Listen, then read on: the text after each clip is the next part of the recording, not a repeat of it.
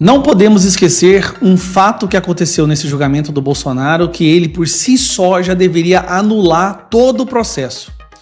No início dos depoimentos, no primeiro momento, Alexandre de Moraes, que é um juiz, ou seja, ele não é a peça, ele não é o acusador, ele é o juiz. Ele apresenta um vídeo do qual ninguém havia sido avisado, não está nos autos, um vídeo mostrando o suposto golpe do 8 de janeiro. Ou seja, o juiz apresenta uma prova contra os réus, sendo que o juiz não poderia fazer isso, e apresenta uma prova ainda, uma evidência editada por ele, que não foi avisada, ou seja, os réus, a defesa não pôde se preparar para aquilo. Isso nunca aconteceu na história, mas tudo bem, ele quis apresentar o vídeo, acabou e a vida que segue. Quando o Bolsonaro foi fazer o seu depoimento enquanto réu, podendo ser preso há 40 anos, ele pediu para que ele também pudesse apresentar uns vídeos.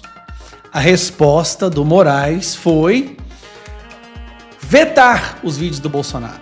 O que o Bolsonaro fez? O Bolsonaro divulga vídeos vetados por Moraes em interrogatório no STF. Ou seja, Moraes proibiu que esses vídeos fossem apresentados. Ele já sabia quais seriam os vídeos e ele sabia que ia ficar muito mal para a acusação. Por quê? Porque eles querem acusar Bolsonaro de arquitetar o golpe questionando as urnas eletrônicas. Bolsonaro foi e divulgou os vídeos. Eu vou mostrar para vocês agora os vídeos, porque o Brasil inteiro tem que ver o que está acontecendo. Então, no primeiro vídeo, nós temos aqui, vamos lá. Maranhão, por uma diferença mínima. Eu te pergunto, o senhor acredita que houve fraude? Houve várias modalidades de fraude, algumas já identificadas pela Justiça Eleitoral, pelo Ministério Público, pela imprensa, já foram anunciadas. E nós estamos nesse momento numa atitude de aguardar a ação dessas instituições, porque são fatos documentados, públicos e notórios, que abrangeram todo o período da propaganda eleitoral com a distribuição de vantagens indevidas, a chamada compra de votos, meios ilícitos de propaganda, tudo isso podendo influenciar o resultado da eleição. O senhor não teve o apoio do presidente Lula e da candidata Dilma formalmente na sua disputa contra o PMDB, da outra candidata, e o senhor é de um partido da base. Há alguma mágoa? Mágoa pessoal não, mas há uma estranheza política, porque havia um entendimento dentro dessa aliança, dentro do comando da Aliança Nacional, de que o chamado duplo palanque seria respeitado. Ou seja, que quando houvesse 2 ou mais candidatos da base, haveria o acompanhamento da ação desses candidatos e o apoio a todos esses candidatos, na medida que há uma aliança nacional. E isso não foi observado no caso do Maranhão. Então nós temos, tanto no plano local quanto no plano nacional, um sentimento de que em relação ao PCdoB não houve o cumprimento desse acordo político celebrado nacionalmente. O senhor conversou com Lula, com o presidente Lula ou com a candidata Dilma? Não, pessoalmente não, nem antes nem depois da eleição. E eles não te bem antes da eleição, sim. Bom, aqui ele fala que teve fraude e quem participou dessa fraude aparentemente foi Lula e Dilma. Vamos ver aqui agora. E essa eleição, a qual eu vivenciei um ano depois, quer dizer, 1 ano atrás eu já pensava assim.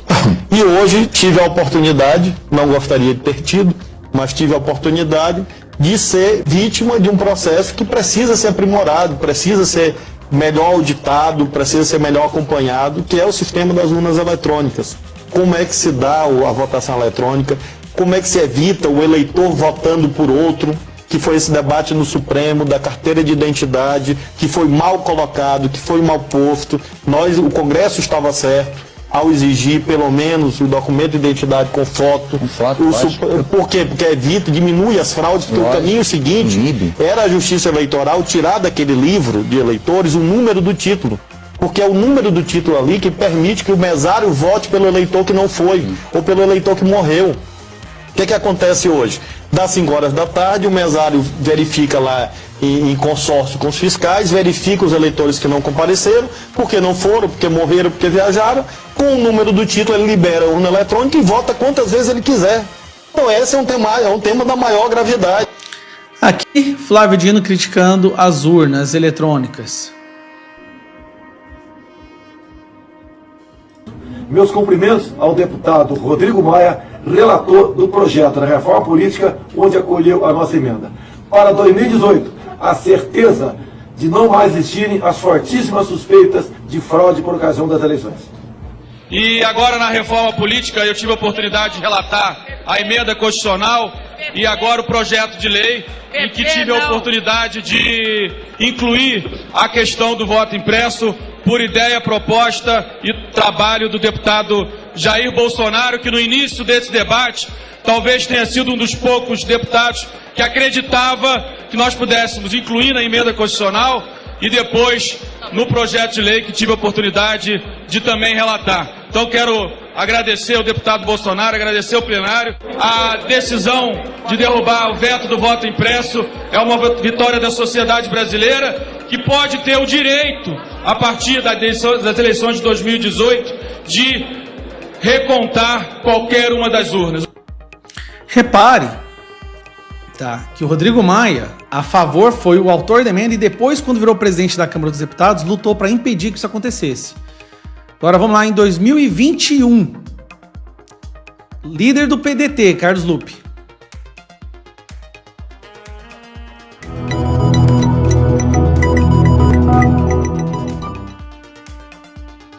Nós do PDT temos uma posição histórica sobre a urna eletrônica. Nós sempre achamos, isso tem mais de 20 anos desde a sua introdução, que a urna eletrônica deveria ter a impressão do voto do lado, uma impressora, uma tela transparente para se conferir o voto e depois ir para a urna. Não aconteceu até agora. Aceitamos que seja feito com 10% desses total de urnas eletrônicas. Nós nunca vamos defender o que esse homem do mal, esse coisa ruim que está no Palácio do Planalto quer. Ele quer voltar atrás, ele quer voltar ao voto manual. Aqui ele mente, porque nunca foi pedido voto manual. Ele quer ameaçar a democracia, ele quer levar a suspeição sobre a sua derrota certa. Nós confiamos no TSE, nós acreditamos na lisura, na democracia e na imparcialidade do TSE.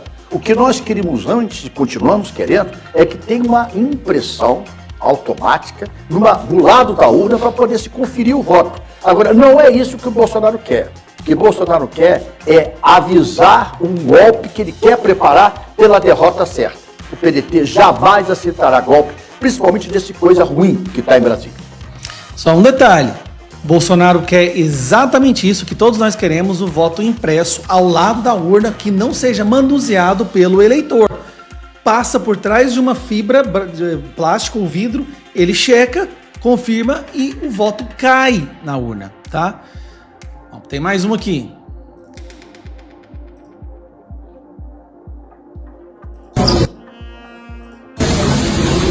Bom, eles alegam que o Bolsonaro queria dar o golpe, né? Mas ele falou, eles vão sentir saudade da gente.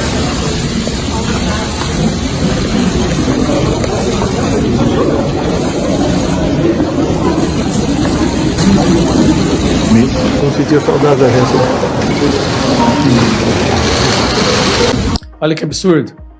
Braga Neto tá preso. Aqui, ó, Gilson, preso hoje. Cara, isso é um absurdo. Vamos lá. Tem mais aqui. Aqui, ele pedindo manifestações pacíficas.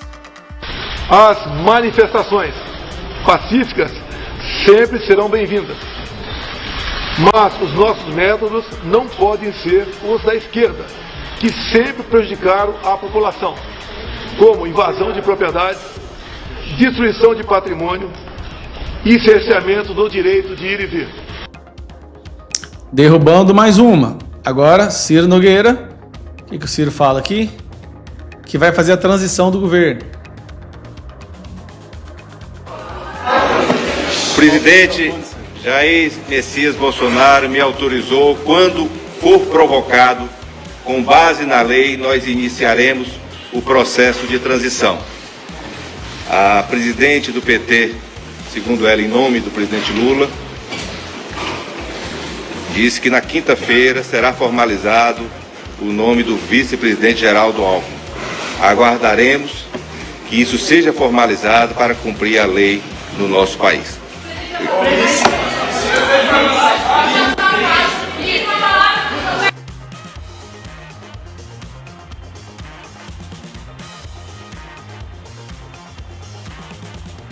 tristes, esperavam outra coisa. Eu também estou tão chateado, tão triste quanto você. Nós temos que ter a cabeça no lugar. Os protestos, as manifestações são muito bem-vindas, fazem parte do jogo democrático. E ao longo dos anos, muito disso foi feito pelo Brasil. Na Esplanada, Copacabana, Paulista, e tantos outros lugares. Agora tem algo que não é legal. O fechamento de rodovias pelo Brasil prejudica o direito de viver das pessoas. Bom, aqui ele está sendo acusado de incitar, né, os bloqueios das rodovias. Aqui o Bolsonaro fazendo um pedido para que não faça bloqueio nas rodovias. Eles ignoram, o julgamento ignorou isso. Tem mais esse aqui, o dia dele ir embora. 30 de dezembro. Nós não queremos o confronto, nem estimulo ninguém para partir para o confronto. E a pior maneira de tentar resolver o assunto. Pedindo para que não haja confronto.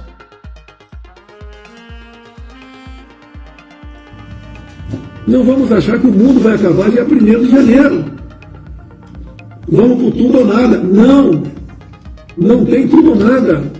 Inteligência. Mostrar que somos diferentes do outro lado. Nós respeitamos as normas, as leis, a Constituição. Nós sabemos dar valor à liberdade que eles têm.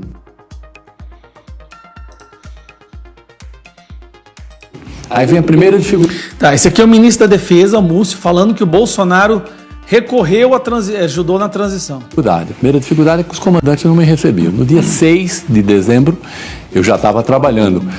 Ele nos empossou, eu acho que é a minha, Flávio Dino, e começamos a primeira dificuldade, ser recebido pelos comandantes. Foi quando eu recorri ao presidente Bolsonaro, que estava em Brasília. Foi meu colega de muitos anos, foi inclusive liderado quando eu era líder de governo lá no Congresso Nacional, sempre tivemos uma relação muito boa, e eu fui falar com ele, disse, olha, eu sou o novo ministro da Defesa, eu queria que você me ajudasse a fazer uma transição tranquila, vai ser bom para o novo governo, vai ser bom para o seu governo que está terminando, você conhece, eu não sou de conflito, de criar problema. Ele telefonou para os 3 comandantes. Ou seja, ele ajudou. Então, para resumir, pessoal, esses vídeos seriam provas cabais, irrefutáveis, de que essas acusações contra o Bolsonaro são sem pé nem cabeça, infundadas. Bolsonaro ajudou na transição, pediu para o povo ser pacífico, Bolsonaro pediu para os caminhoneiros não bloquearem as ruas. As falas do Bolsonaro em questionamento das urnas eletrônicas já acontecem há décadas, inclusive o Congresso já votou pedindo para que houvesse urna com voto impresso, e o STF considerou inconstitucional, e agora o STF ele basicamente está falando que pedir alterações nas urnas é crime. É isso que o STF está falando. É claro, qualquer pedido de alteração das urnas virou crime. É isso que virou o Brasil. Agora, antes de você ir para o próximo vídeo, lembra-se, a gente tem que ajudar a imprensa de verdade no Brasil. Eu sou parceiro da aqui, ó, Gazeta do Povo. Tá com desconto de 95% para os novos assinantes. Sabe quanto você vai pagar por mês? R$1,90. R$1,90 para você assinar a Gazeta do Povo. A Gazeta do Povo é uma imprensa que só fala a verdade e por isso ela não recebe dinheiro público, tá? E nela tem pessoas que escrevem como Deltan Dallagnol, Nicolas Ferreira, Van Hatten, Constantino. Tá aqui, ó. Nicolas Ferreira, um artigo do Nicolas Ferreira agora, que ele publicou. Você pode ir lá e ler o artigo do Nicolas Ferreira. É a única imprensa que tem Ferreira, Constantino, Marcel Van Hatten, Deltan Dallagnol, Cristina Gremel. E para você assinar ela, olha que loucura, R$1,90 por mês nos primeiros 6 meses. Isso não existe, gente. Então você pode usar o QR Code que está aqui, ou clicar no link que eu vou deixar aqui na descrição, ou também fixado no primeiro comentário. E eu vou voltar a dizer, se a gente quer que a verdade prevaleça, a gente tem que ajudar as imprensas que falam a verdade. E aqui, meu irmão, esta é 100% verdadeira, muito perseguida e não aceita R$1 de dinheiro público. Ela é única e exclusivamente financiada pelos seus assinantes, tá? Assina lá e vamos ajudar a imprensa de verdade. Queridos amigos e seguidores, venho aqui com um pedido especial. Nosso canal foi desmonetizado. Se vocês gostam do que fazemos e acreditam no nosso trabalho, considere nos apoiar a partir de R$1 neste QR Code via Pix, ou adquira algum produto de nossa loja. Cada pequeno gesto de apoio faz uma diferença enorme. Nosso conteúdo é de graça e sempre será. Nos apoie. Muito obrigado.